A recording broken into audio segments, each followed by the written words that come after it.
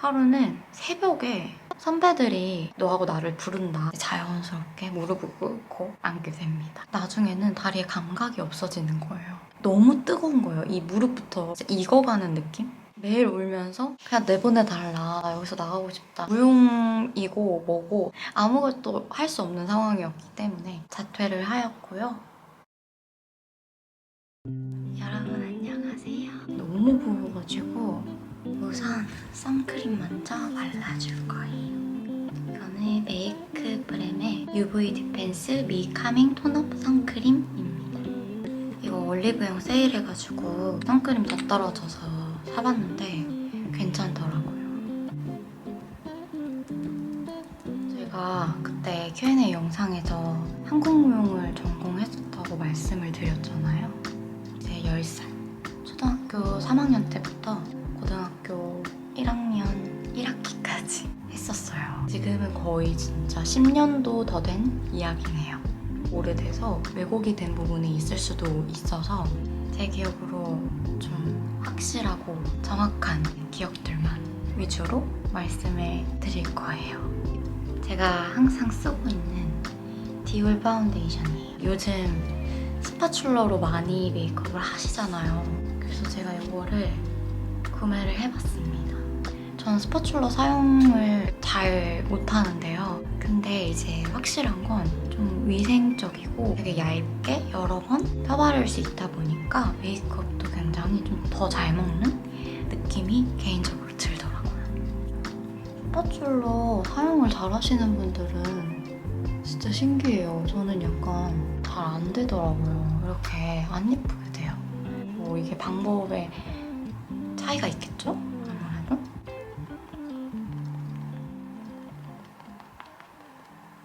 저는 한국 무용을 저희 엄마의 권유로 시작을 했어요. 저희 엄마가 대학 때 한국 무용을 전공을 하셨다고 저 알고 있거든요. 끝까지 이제 못하게 되어서 그 아쉬움이 있으셨는지 저한테 이제 그냥 무용학원에 데려가셔서 등록을 시켜주셨던 기억이 있어요. 근데 이제 여기서 제 자랑을 조금 해야 할 것 같은데요. 어쩔 수 없이. 제가 이제 재능이 좀 있었던 거예요. 하다 보니까 약간 자연스럽게 이쪽 길을 가게 된 것 같아요. 선생님이 아주 많이 기억에 남아요. 수없이 많은 선생님들을 만나고 많은 것들을 배웠지만 제 인생에 있어서 가장 좋은 선생님, 참된 스승이라고 하죠. 를 만났던 것 같아요. 무용 학원에서. 저는 그렇게 여유로운 집은 아니었어요. 어쨌든 저희 엄마가 아빠랑 제가 4살 때 헤어지셨고 아빠는 해외로 가셨고 외할머니랑 외할아버지랑 초등학교 시절을 같이 친언니와 지냈었어요. 그래서 이제 무용하면 진짜 어마어마하게 돈이 많이 들거든요. 부유한 집은 아니었지만 제가 재능이 있다고 하니까 저희 엄마도 포기시키고 싶지가 않은 거죠. 제 기억으로는 막 학원비도 많이 밀리고 근데 이제 선생님이 저한테 그런 내색을 한 번도 안 하셨던 것 같아요. 알고는 있었어요, 저도. 저희 집 상황을 아니까 엄마랑 안 살 때는 또 할머니, 할아버지가 목욕탕을 하셨었는데 막 저희를 잘 완벽하게 케어하실 수는 없는 상황이었어가지고 밥도 맛있는 거 시켜주시고 집도 가끔 데려다 주시고 아무튼 그것뿐만 아니라 근데 굉장히 무서운 호랑이 선생님이었거든요. 무용을 가르칠 때만큼 또 정은 진짜 많으시고 그 시절에는 엄마보다 더 엄마 같은 저한테 그런 존재셨던 분이었어요. 그리고 이제 컨실러를 사용해 줄 거예요. 이제 시간이 흘러서 중학생이 됩니다. 이제 예고 준비를 했어요.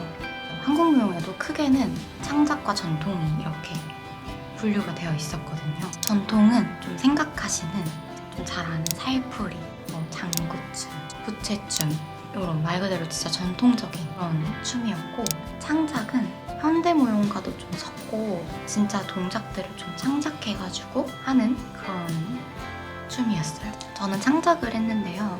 예고 입시 준비를 하려면 내 작품이 하나 있어야 돼요. 작품이 이제 모든 걸 다 창작해야 돼. 음악도 만들어야 되고 의상과 춤 다 선생님이 그걸 이제 만들어 주셔서 저한테 맞는 제가 잘하는 동작들을 이런 걸 넣어가지고 해주시는 거예요. 근데 그걸 하면서 진짜 돈이 많이 들어요.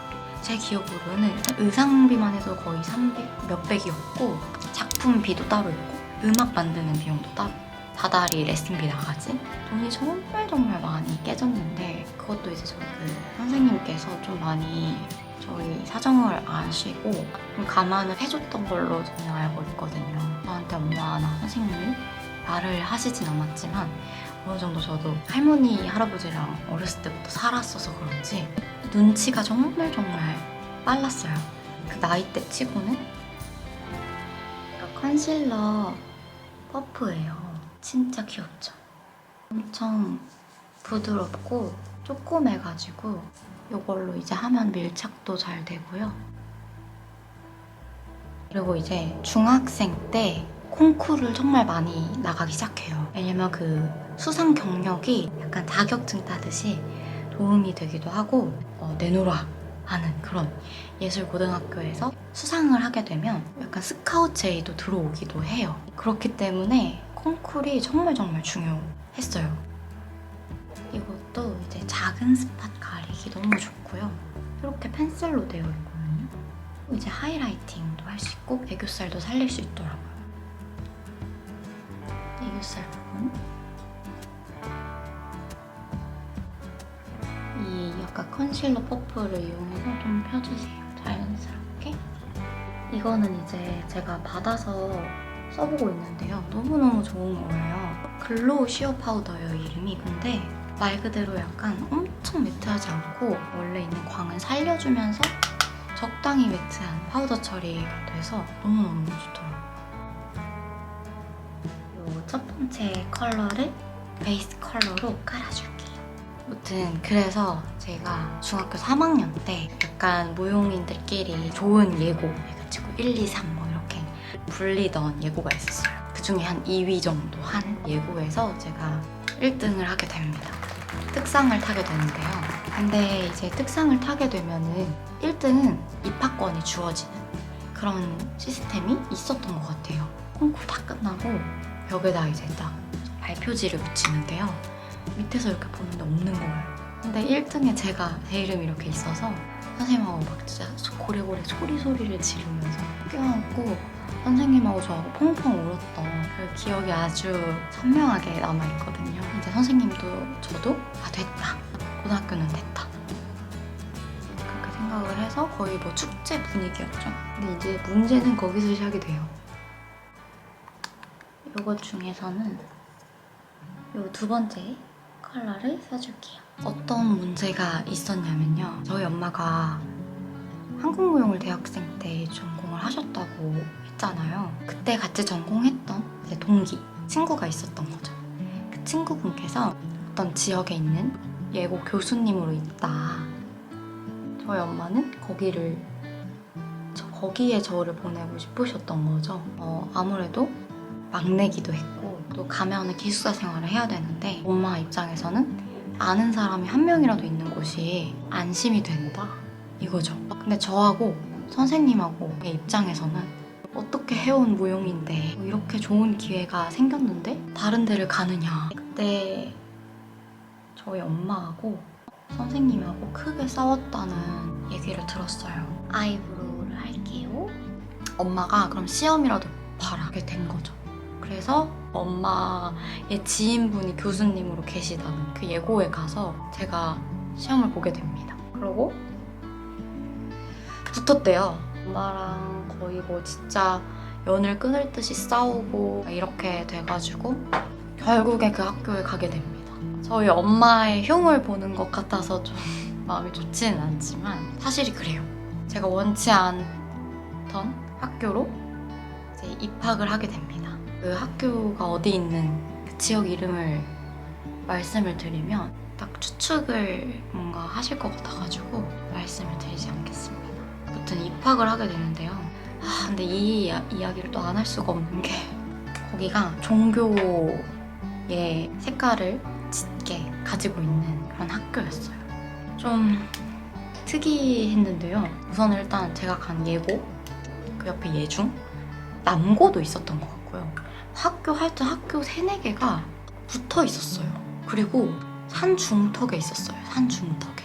진짜 그런 산 중턱에 학교가 있을 수도 있구나라고 처음 느꼈던, 그 주변에 진짜 아예 뭐가 아무것도 없었어요. 버스 정류장 하나밖에 없었어요. 그래서 시내로 가려면 그 버스 한 배차 간격이 정말 하루에 몇 대밖에 안 되는 그 버스를 타고 지하철역 쪽으로 내려가서 장도 보고 아프면 또 그렇게 가고 그렇게 했어야 됐던. 근데 저는 무교였거든요. 중요한 게 종교가 없었어요.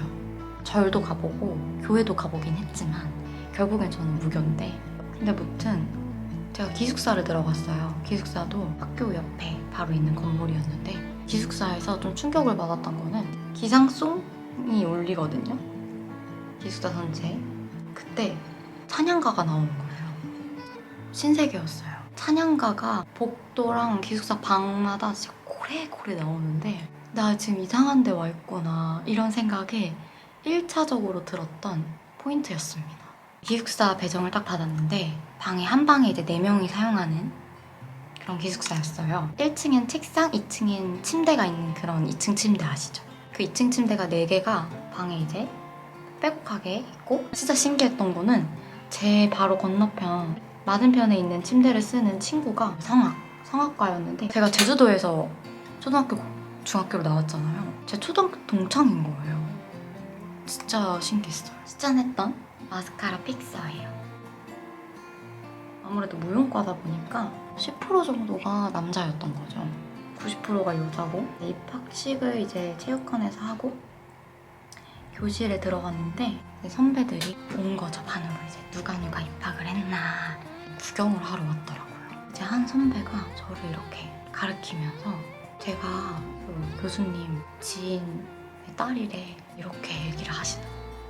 근데 저는 또 입학을 해서 알았는데 제가 또 무슨 수석 입학을 했대요.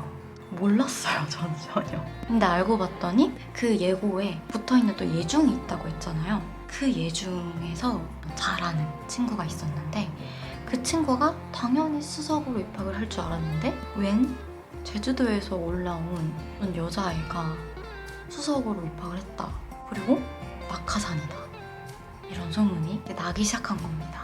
저는 입학을 해서야 알았고, 이제 그때부터 저의 암울한 학교 생활은 시작이 됐던 것 같아요.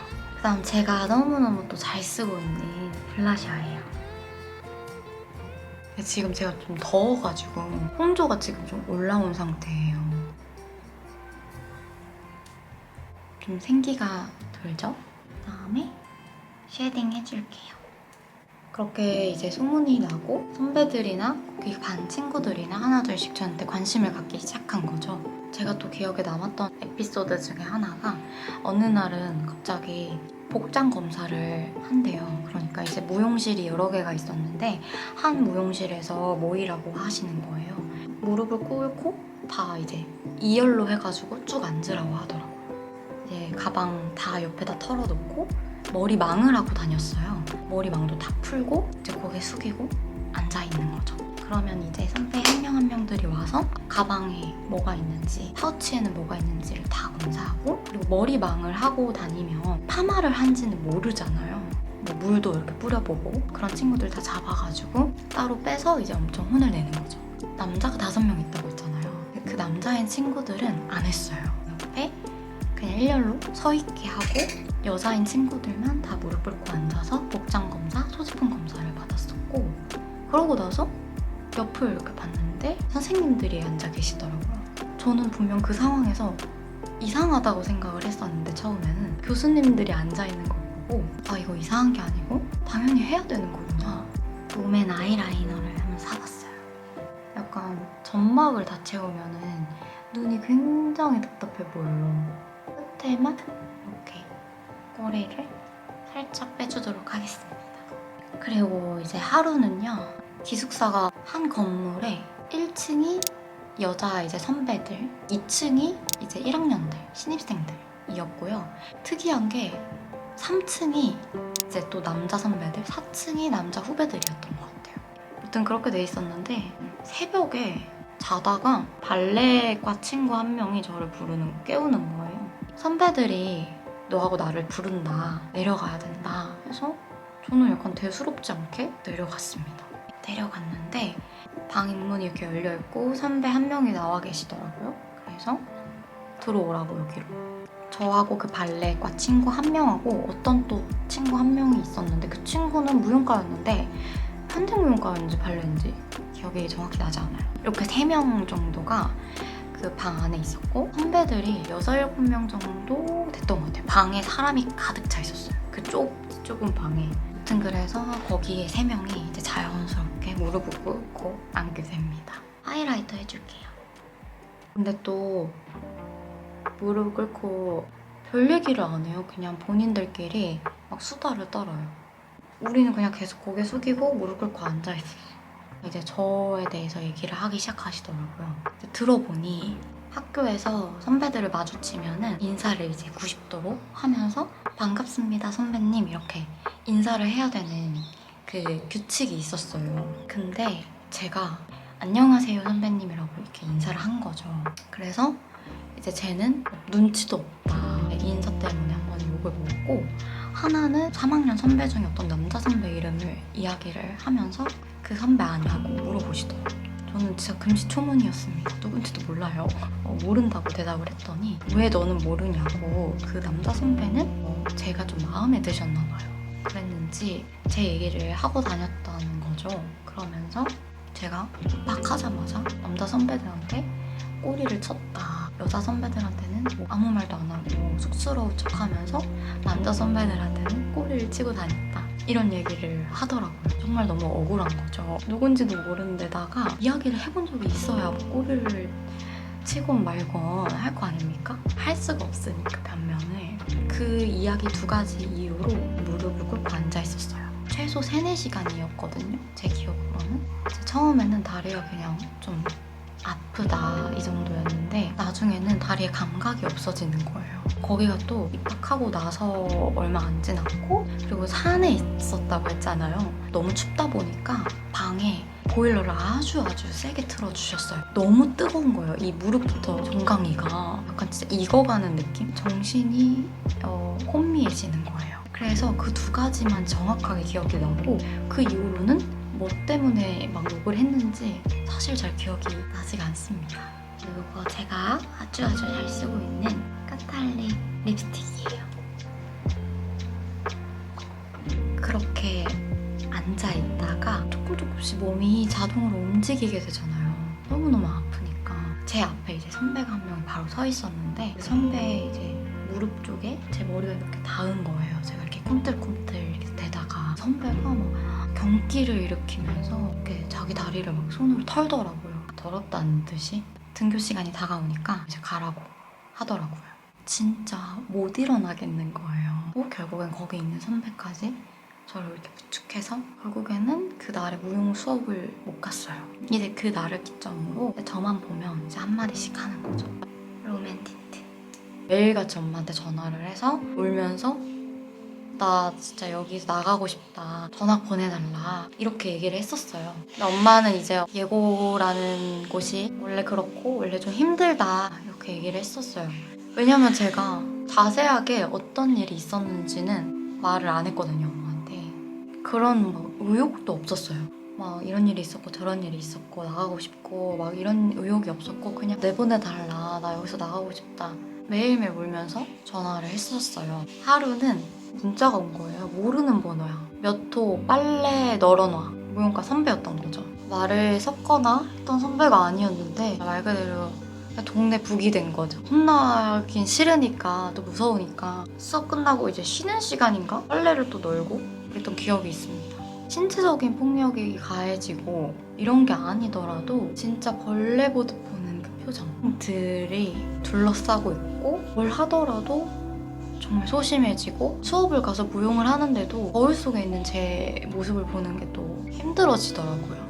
1학기가 이제 거의 끝나갈 무렵쯤에 전담 교수님, 저희 엄마의 친구분이죠.